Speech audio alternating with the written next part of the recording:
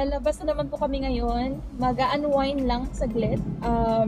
Pupunta kami dun sa favorite coffee shop namin dito sa North, bandang Angeles. Actually, Angeles ba siya, Clark? try natin ulit yung na-try natin dati. Tom and Tom's yung pangalan. Malapit siya sa Stutzenberg Park. Diba? Hindi ako yun. Isa ba kayo madalas nyo makita is papunta kami ng Coffee Bean Tea. Ngayon papunta kami sa Tom and Tom's. Malaking branch siya ng mga coffee shop sa North. Yun yung observation ko. Anyway, so yeah, so lalabas na naman po kami ngayon para po mag-unwind saglit. At least for 1 to 2 hours. Medyo madami pong trabaho ng mga nakaraang araw. So, magpapagpag lang po kami ng kaunti.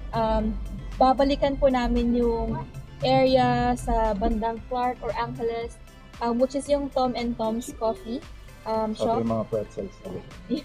So, para makita ulit ni Matcha yung naglalakihang pretzels nila. At saka gusto ko rin balikan kasi yung katabi niyang shop na merong masarap na pasta. Hungry Neighbor. Which is Hungry Neighbor, yes. So, while driving guys, going to that location, gusto namin ding pag-usapan yung topic natin today, which is common reasons people don't succeed in freelancing and how will they overcome those. So, gusto namin sabihin sa inyo guys na lahat ng sasabihin po namin are basically based din po sa experience namin. Kung meron po kayong ibang experience or ibang thoughts about this topic, please let us know. Put it down on the comment section so we can also discuss that and we can share that to all of our viewers. So, shall we start? Okay, so just a bit of agenda. Bibigyan po namin kayo ng mga reasons, a few reasons that were provided by some of our friends and our experiences as well. And then, siguro bibigyan din natin ng thoughts natin kung ano ba talaga basic experience natin. So, yun, ano bang unang-unang reason, tingin mo, kung bakit ang mga freelancers, kahit matagal na sila sa industriya, sometimes they don't end up successful dito sa industry natin. Yun, based sa notes natin, first things first is yung lack of planning and goal settings. So I think what I can say here dito sa lack of planning and goal settings is yung, like for example, pumasok ka as virtual assistant and then typical na nagmamanage ka ng emails, schedules ni client mo, and then you stuck na lang doon. Hindi mo dreaming or tinarget na mag-improve pa, like mag-aral ng bookkeeping, mag-aral ng yung specific niche ninyo guys, parang ang point niya dito is when you get into this industry, you have to know what your goals are. Kailangan may direction. I mean, hindi naman... Para sa office, diba? May tinatanong ano manager mo, what is your, how do you see yourself 5 years from now? Correct. Or long-term goals. Hindi yun nagiging exemption sa freelancing. Kailangan mo pa rin talagang alam kung ano yung gusto mong mangyari sa'yo. Tsaka sabi ko is kailangan mo talagang maliban sa gusto mo yung gagawin mo, mahal mo yung gagawin mo. Kasi if you're gonna be thinking of doing this for a long time, kung goal setting lang ang pag-uusapan natin, kailangan ito yung gusto mo talaga. So, you have to know your niche, ano talaga yung gusto mong gawin dito sa industry na to. Kasi si freelancing guys, industry, malawak siya, marami kang pwedeng gawin. So, yeah, any additional on that? Yun, so, siguro yung again, i-close ko lang yung planning and goal settings. Yung hindi mo na tinitignan yung sarili mo 5 years from now, 10 years from now. Ngayon, let's say for example, marunong ka na mag-program, hindi mo tinitignan yung possibility na baka pwede rin ako maging testers, baka pwede rin ako maging designer, baka pwede rin ako maging business analyst, baka pwede rin ako maging project manager, yung mga ganun ba. Pag hindi mo kasi tinitignan yung iba pang side, na yung opportunities, yung possibilities mo, at na-stuck ka dun, at let's say, at some point, na dissolve yun or naging obsolete yung technology na marunong ka, like for example, magaling ka sa Java and sa term, yung mga computer language yung sabihin ko. naging ano ko rin kasi ito dahil let's say for example sa akin, simula sa Cold Fusion and then naging obsolete yung Cold Fusion. Hindi na ako nakasabay sa mga bagong framework. Nahirapan na ako nung kung paano ko pa i-improve yung sarili ko. Pero at yung naging workaround ko doon is why not check yung other side ng software development. So, doon ako pumasok as business analyst. So I guess kailangan maging adaptive and maging flexible when you're also planning. Make yourself future-proof dapat. Perfect. Yun yung para sa Thank you. Well, other than that, sa akin is yung pasok na pasok sa akin pa poor time management. So, sa freelancing kasi, di ba dito pumapasok yung isolation, yung lack of work-life balance. It's because of poor time management. Personally, yung mga experience ko is just because yung work natin is andyan lang sa tabi ng bed or within the household, ang dali lang para sa atin yung mag-extend ng hours, hindi naman po sa nagpapakabayani, but other than that din kasi open din kasi yung idea na you can do multiple jobs. Ito, for example, yung ganitong gagawin namin. Alam namin magagawa namin yung gagawin namin mamaya. So, nag-relax muna kami ngayon. Then, babawi na lang kami. Yeah, procrastination, isa pa yan. Pero delikado yun lang. Hindi namin siya ina-advise lalo na kung mahina sa full-time management si freelancer. Mahina ka sa time management, correct. So, kailangan talaga na ma-organize, ma-manage mo. There are other ways on how you do that. So, yung time blocking, prioritization ng mga tasks natin to make sure that, alam niyo yun, hindi tayo nag-procrastinate. At the same time, we don't also do overwork. Ako, personal experience ko, dahil ang hilig ko magtrabaho ng mas madaming oras, nagkaroon ako ng sakit. I thought magkakaroon ako ng spinal problem. And luckily, hindi naman. But that's because, sabi ng doctor sa akin, masyado nang nagiging stiff yung back ko for over time na tatagal ako sa sitting position. Kasi yun naman talaga yung position mo when you're working. Lucky if you have yung table na tumataas mo baba. Yes. Medyo expensive lang ng konti. I think 7,000 pataas. But I think it's worth an investment if you guys wanna do long hours of work. Yes. Chairs and tables din. But moving back on the topic of poor time management, just make sure that you guys manage your time and your work properly. Yun lang naman yung pinakamagandang gawin para we will be successful. At the same time, hindi rin po natin ma-compromise yung health natin at saka yung mental health natin. So, yep. That's the second point na meron ako. Anong third sa'yo? Pero lagay din natin yung issue na inconsistent yung again, yung freelance, inconsistent yung income and financial. Like, first few months, paldo. Dahil meron kang 2 to 3 jobs. Then, second, third, fourth quarter, hindi mo na makontak si client or humina yung business si client. They have to let you go. Let you go muna. Parang ganun. So, hindi kagaya ng typical na office work na actually, alam mo yung kikita mo sa isang buong taon. Lalo na kung may contract ka, lalo na kung regular ka.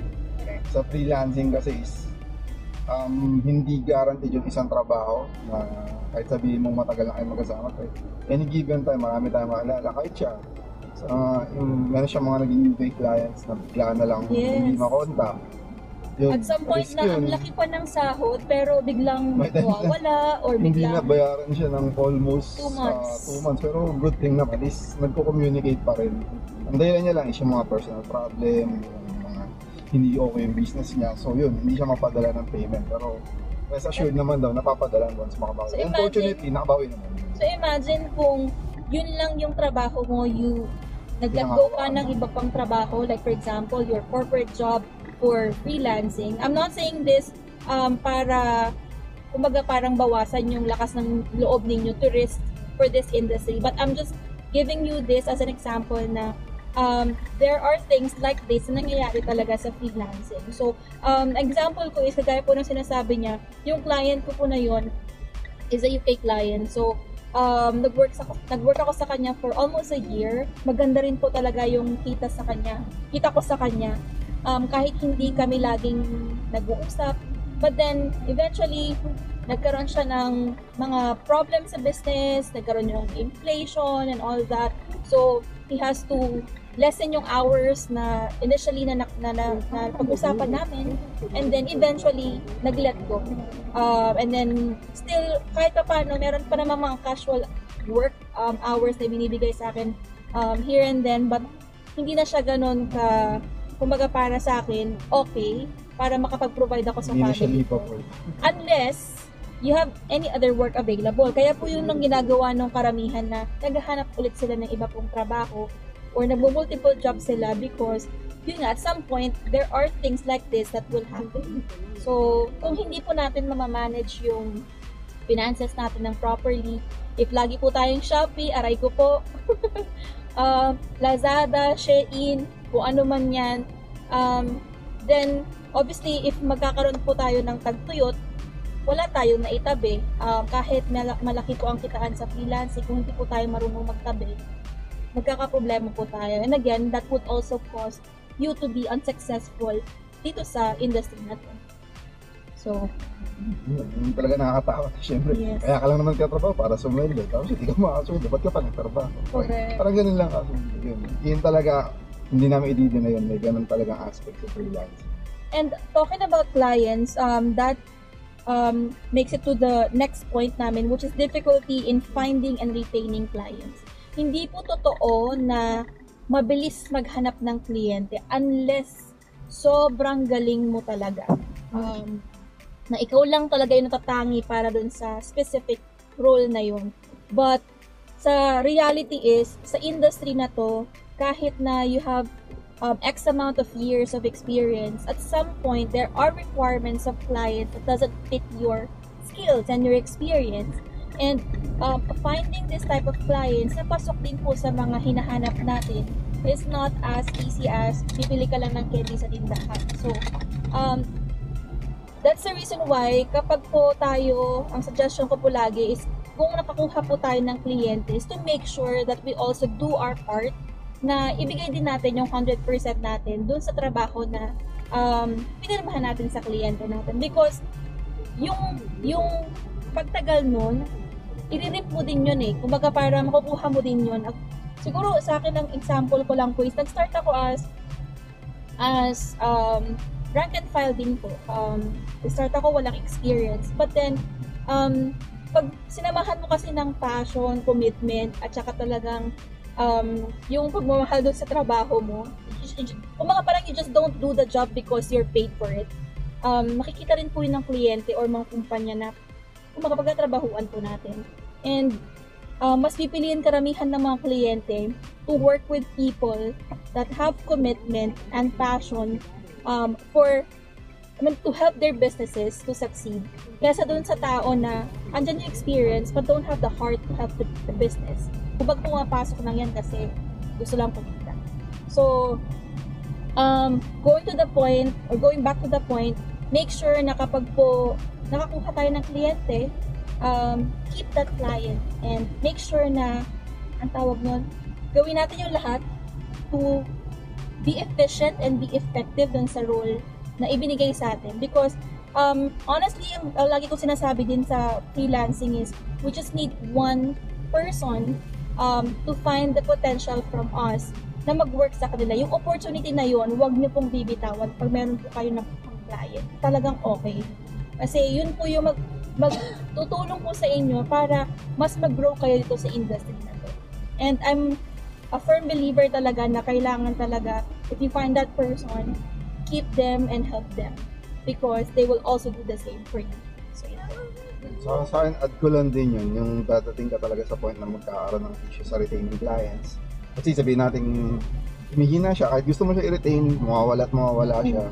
Pero, never burn the bridges. Kasi, correct. Yes, at some point, alam mo, bumalik, kagaya nung sa kanya. Kumbaga, kung pwede niya nasabihan ng sinungaling ka pala, scammer ka pala. Ang laging namin sinasabi is, alam mo lang, syempre tao din yan, nagka-problema din yan, mag-i-struggle din yan. Kahit na Basta nagko-communicate, baka okay pa yun. I mean, hindi, kunyari, isang taong kayo magkatrabaho at pinapasweldo ka, okay. Dumating yung 13th month, hindi ka pinasweldo. Mumurahin mo na, aanin mo na, papersonalin mo na, pag ganun. So, pero gusto ko i-point na there's a thin line din that we have to understand para malaman din natin if it's worth saving or if naman, it's hindi ko, worth letting kung go. tumagal ka ng 1 year, na okay ka naman, tapos talagang nahihirapan lang siya, dun sa sample na yun, kumbaga talaga nagkaroon na siya ng financial problem, wag nyo pa rin, kumbaga i-choose to be, The better person. Wag kayong magbibitaw ng mga salitang makakasira ng bridge or ng communications. Malay mo, yung pala, hindi kanya mapasweldo pero word of mouth kanya sa iba niyang kakilala.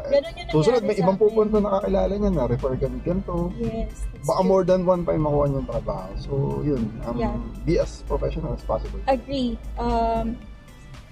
Spot on ka talaga doon. Kasi, yung client na sinasabi ko, kahit hindi niya po ako napasahod ng 2 months, although eventually, nagbayad naman po siya, ang ginawa po niya kasi, nirefer po niya ako sa iba niyang kakilala. So, nagbigay po sa akin ng trabaho. Kahit na po siya, hindi nakabalik sa akin para magbigay ng full-time job, casual hours lang. Still, binigyan niya pa rin po ako ng opportunity to work with the other people that he knows. So, all good advice yun. Don't burn the bridges with the clients or people that we work with. Part na rin siya ng retaining plan. At the same time, guys, you know what the term na sinasabi nila? The best network is our friends and the people that we already know.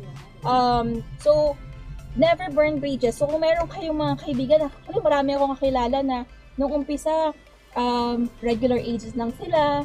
And then eventually, sila yung naging successful dito sa ganitong industry.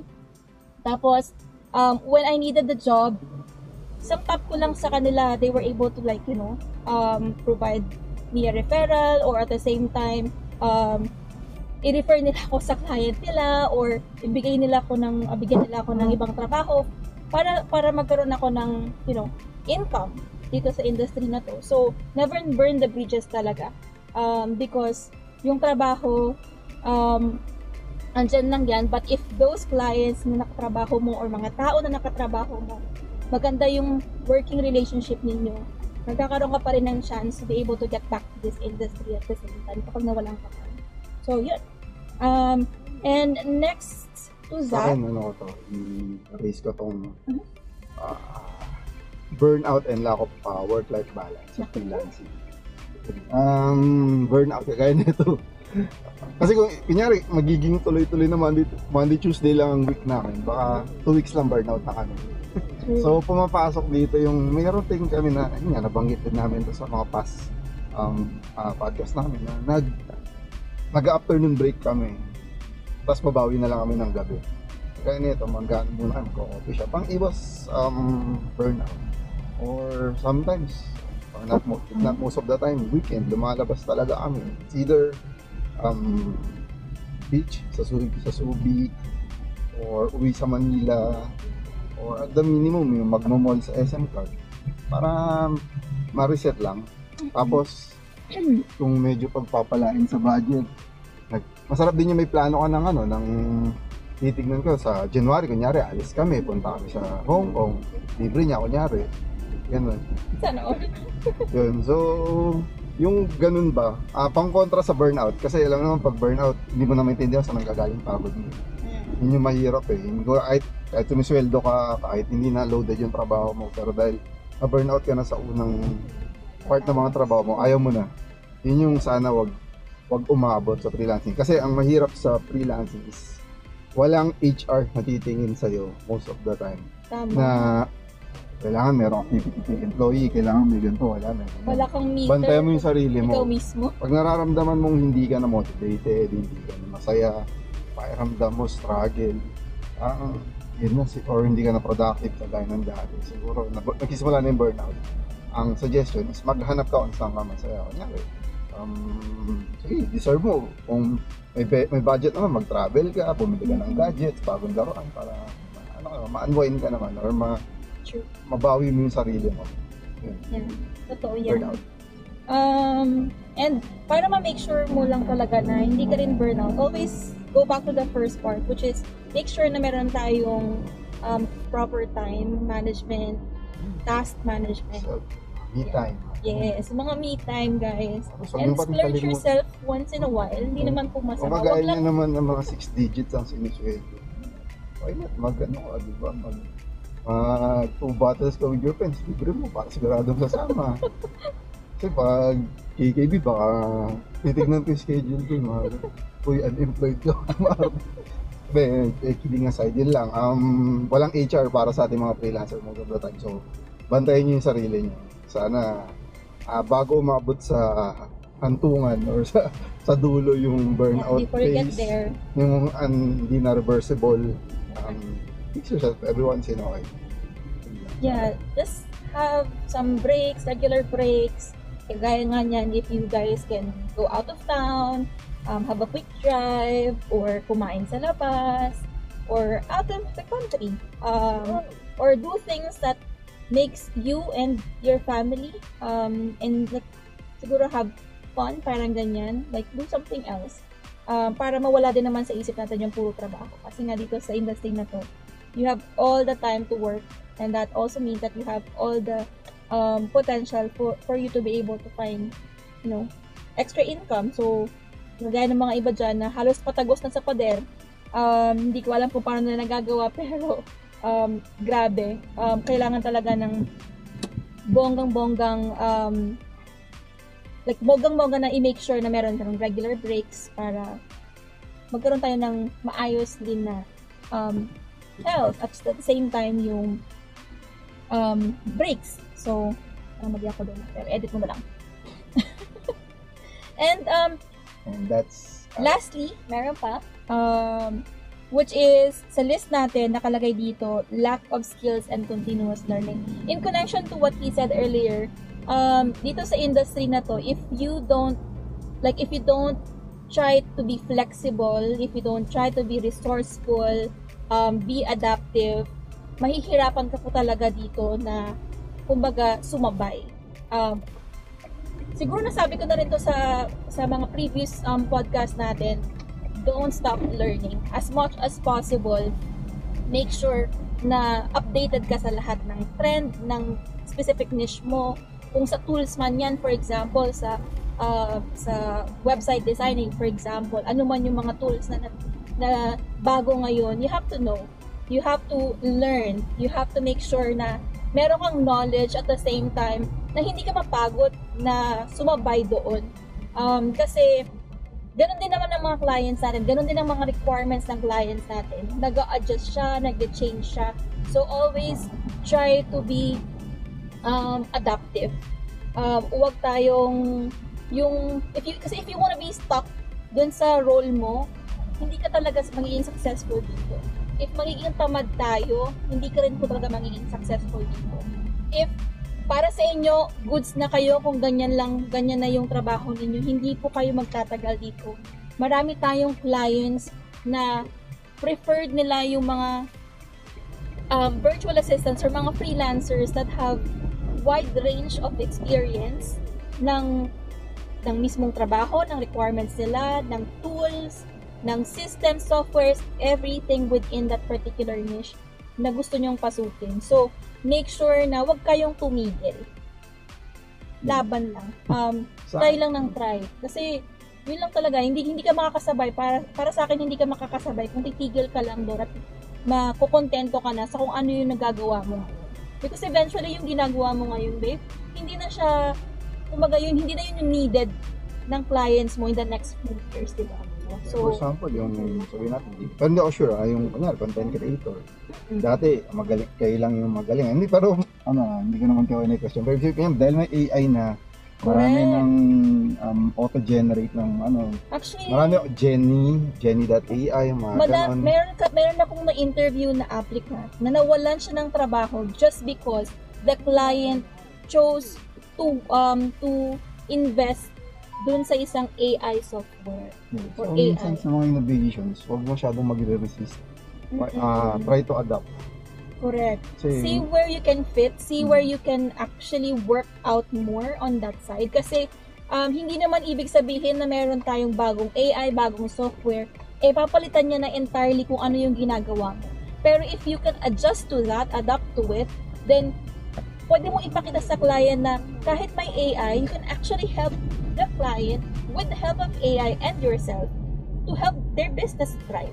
So, wag po tayong maging sarado yung isip. Lalo na sa industry na to, madami talagang lumalabas na ngayon. So, yeah, just keep on going, keep on working on yourself, invest on yourself, guys, invest on different tools, invest on courses, training, kahit ano pa yan, para lang po mag-improve tayo to be more efficient and be more effective dito sa industry na to.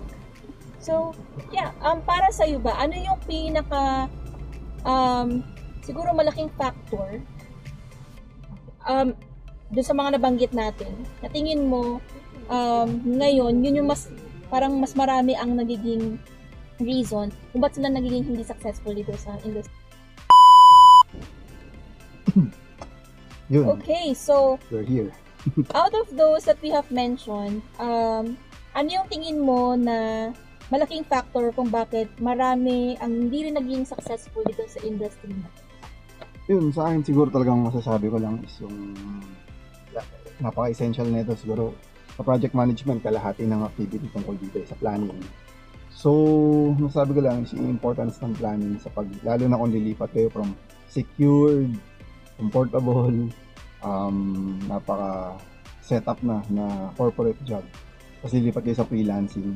Pag-isipan nyo muna maigi, plan as much as possible. Huwag kayong basta-basta lang maniniwala sa mga magagandang kwento ng kakilala nyo na kumikita ako ng ganito dito, tumatabang ng ganito, ganyan-ganyan. Lahat ng magandang kwento, nakabili na ako ng lupa sa Mars. Hindi yun totoo lahat eventually. Mahirap pag dumating ka sa point na hindi ka handa. So, ang pinaka-tool mo dun is plan mo muna. Like, ipunin mo muna emergency fund bago ka tumawid. Kung may corporate ka, kung may back pay ka, mas maganda. I mean, ang point ko lang dun is yung wag mong titignan yung mga bagay, lalo na transition to, na lahat magpo-fall sa gusto mo mangyari. Kasi talagang marami kang magugulat na ganito pala sa freelancing, ganito pala dito, ganito pala yung mga ganun, mga negative cases pa most of the time. So ang ano mo dun is talagang dapat plan and then do your research. Pumasok ka sa industry na may niche or sa may profitable, syempre. Then yung passion mo, kasi pag pumasok ka sa pera lang, tapos napagod ka, ayaw mo na, bukas makalaw, mag-quit ka na. Yun yung di maganda. I mean, sayang naman. Pero kung yan, plinano mo, passion mo, I think, okay na, diba? Try mo lang kasi at the end of the day, pag hindi ka nag-success dito sa industry na to or sa journey na to, pwede ka naman bumalik sa employment. Then at least alam mo na, wala na yung what if ginawa mo, what if ginawa mo. So yun lang. So planning is the key talaga. Sa akin naman siguro, I agree. Yun talaga yung number one talaga na reason kung bakit hindi naging successful ang mga tao. Lack of planning, hindi ready to get into this industry. Second to that sa akin is yung kumbaga yung hindi ka ready to improve or to learn or mag-adapt dito sa industry na to. Kasi sabi nga nila, change is inevitable. So madami talagang changes, movements dito sa industry na to, mga trends, from yung mga admin tasks na ginagawa natin, down to whatever that you are into at the moment na niche sa industry na to. So, make sure talaga to adapt, to be flexible, to be resourceful, to be open-minded, hindi to networking, guys, but I guess to cut this story or to cut this discussion is kailangan talaga na you have proper planning and that your mind is open to learning more and becoming more efficient and effective dito sa freelancing na to. And for sure, if you will be able to do those, magiging successful po kayo. Patience lang po talaga at maraming I guess sipag, tsaka tiyaga at nilaga Kasi marami po tayong kakainin talagang bigas para po ma-achieve natin yung goal natin. Again, going back to the planning. So, anyway, yun lang naman po para sa araw na to, guys. Thank you so much for listening. If you guys have any topics or questions within freelancing or virtual assistant industry, feel free to let us know. Comment down below. And please don't forget to like and subscribe. And we'll see you guys on our next podcast.